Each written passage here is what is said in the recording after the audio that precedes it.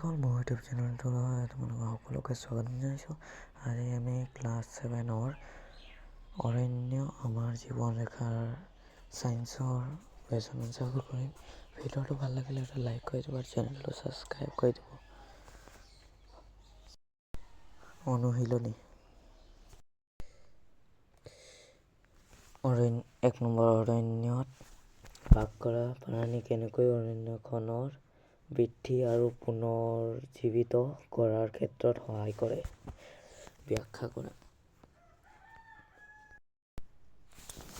উত্তৰ: অৰণ্যত বাস কৰা প্ৰাণীয়ে অৰণ্যখনৰ বিভিন্ন ধৰণে বৃদ্ধি আৰু পুনৰুজ্জীৱিত কৰাত সহায় কৰে।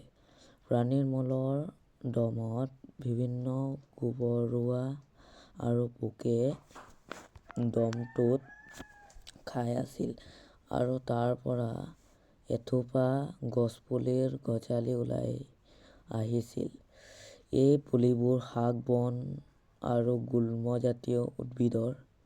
প্ৰাণীবোৰ কিছুমান উদ্ভিদৰ গুটি বিস্তাৰিত কৰি অৰণ্যৰ বৃদ্ধিৰ লগতে পুনৰুজ্জীৱিত কৰাত সহায় কৰে।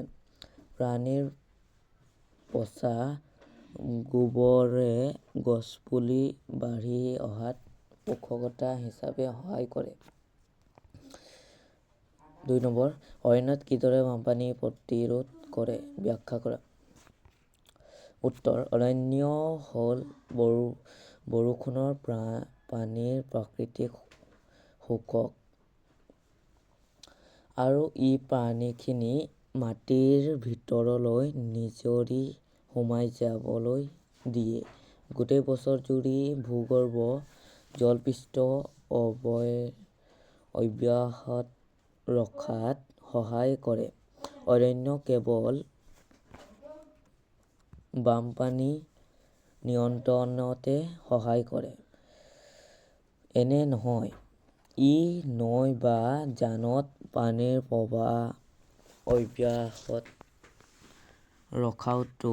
ৰখাতো সহায় কৰে, যাতে আমি নিয়মীয়াকৈ পানী পাওঁ। আনহাতে, যদি গছ-গছনি নাথাকিলেহেঁতেন, বৰষুণৰ টোপাল পোনে পোনে মাটিত পৰিলেহেঁতেন আৰু অঞ্চলটোৰ আশে-পাশে বানপানীৰ সৃষ্টি কৰিলেহেঁতেন। অত্যাধিক বৰষুণে মাটি নষ্ট কৰিবও পাৰে।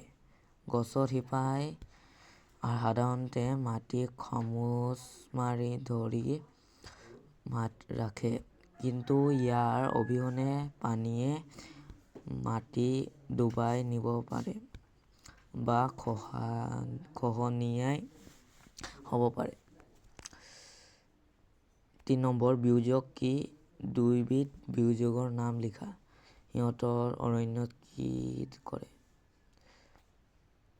উত্তৰ: যিবোৰ অণুজীৱ পচা উদ্ভিদ আৰু প্ৰাণীক হিউমাছলৈ পৰিৱৰ্তন কৰে তাক বিয়োজক বুলি কোৱা হয়।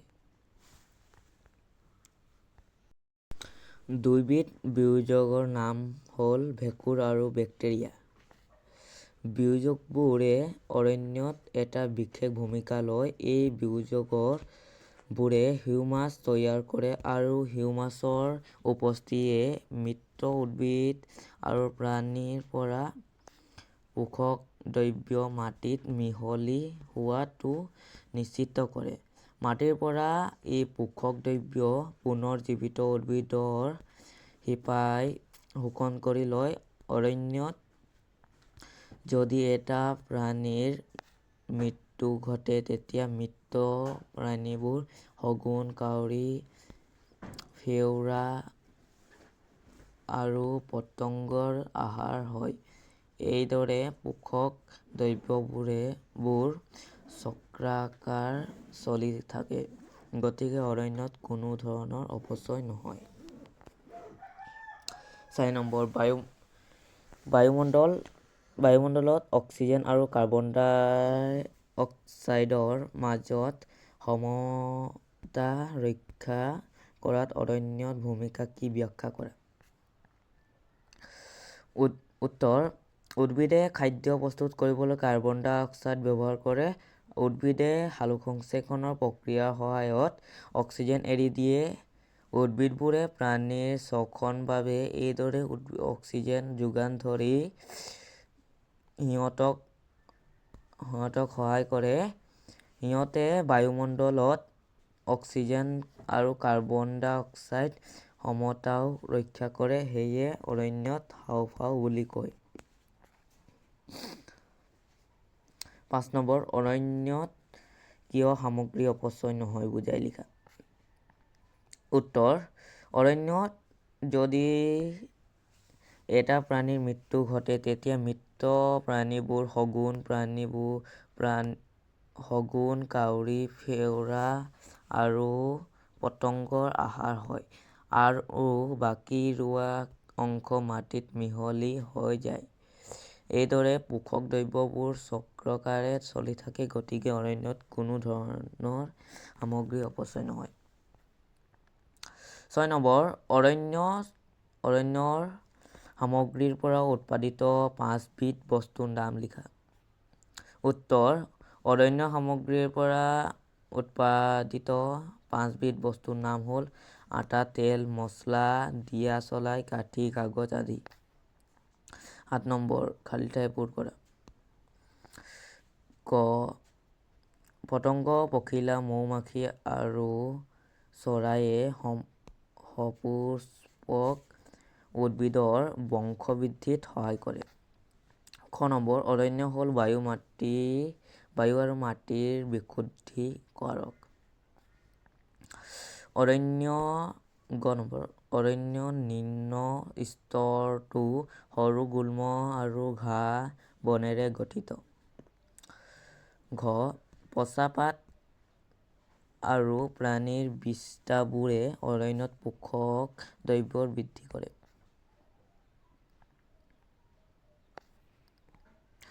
9 নম্বৰ, অৰণ্যত বিভিন্ন প্ৰকাৰৰ প্ৰাণী আৰু উদ্ভিদ থকাটো কিয় প্ৰয়োজনীয় বুজাই লিখা। উত্তৰ: অৰণ্যত বিভিন্ন প্ৰকাৰৰ প্ৰাণী আৰু উদ্ভিদ থকাটো এই কাৰণেই প্ৰয়োজন কাৰণ অৰণ্যত থকা প্ৰাণী আৰু উদ্ভিদবোৰে ইটোৱে সিটোৰ ওপৰত নিৰ্ভৰশীল। যেনেকৈ গছ নাথাকিলে মানুহ নাথাকিব। কাৰণ গছৰ পৰা মানুহে অক্সিজেন পাই জীয়াই থাকে আৰু গছেও আমাৰ পৰা কাৰ্বন ডাই অক্সাইড পাই নিজৰ আহাৰ প্ৰস্তুত কৰাত সহায় পায়।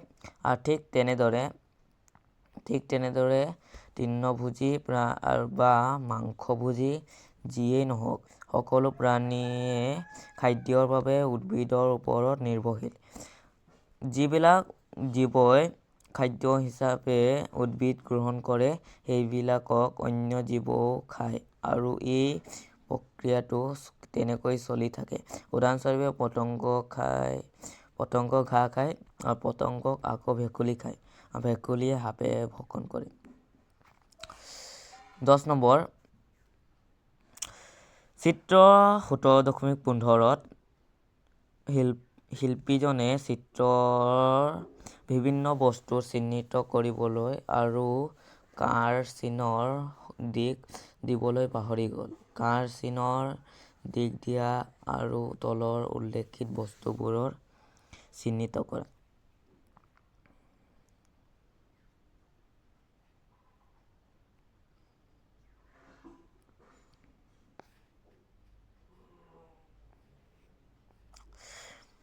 মেঘ, বৰষুণ, বায়ুমণ্ডল, কাৰ্বন ডাই অক্সাইড, অক্সিজেন, উদ্ভিদ, প্ৰাণী, মাটি, মূল, ভূগৰ্ভ, জলপৃষ্ঠ।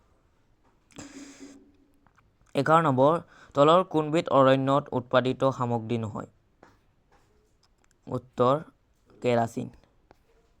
12 নম্বৰ, তলৰ কোনটো উক্তি সত্য নহয়। অপচন ক. অৰণ্যত মাটিৰ খহনীয়া ৰোধ কৰে। খ. অৰণ্যৰ উদ্ভিদ আৰু প্ৰাণীৰ এটাৰ ওপৰত আনটো নিৰ্ভৰশীল নহয়। গ. অৰণ্যত জলবায়ু আৰু জলচক্ৰ প্ৰভাৱ পেলায়। মাটিয়ে অৰণ্য বৃদ্ধি আৰু পুনৰুজ্জীৱিত কৰাত সহায় কৰে। আৰু শুদ্ধ উত্তৰটো হৈছে খ, অৰণ্য উদ্ভিদ আৰু প্ৰাণী এটাৰ ওপৰত আনটো নিৰ্ভৰশীল। আৰু গ, অৰণ্যৰ জলবায়ু আৰু জলচক্ৰত প্ৰভাৱ পেলায়। 13 নম্বৰ, অণুজীৱ মৃত উদ্ভিদৰ ওপৰত ক্ৰিয়া কৰি প্ৰস্তুত কৰা সামগ্ৰীটো কি? হ'ল বালি, কাঠফুলা, হিউমাছ কাঠ। উত্তৰ হৈছে হিউমাছ। ভিডিঅ'টো ভাল লাগিলে লাইক কৰি দিব, চেনেলটো ছাবস্ক্ৰাইব কৰি দিব।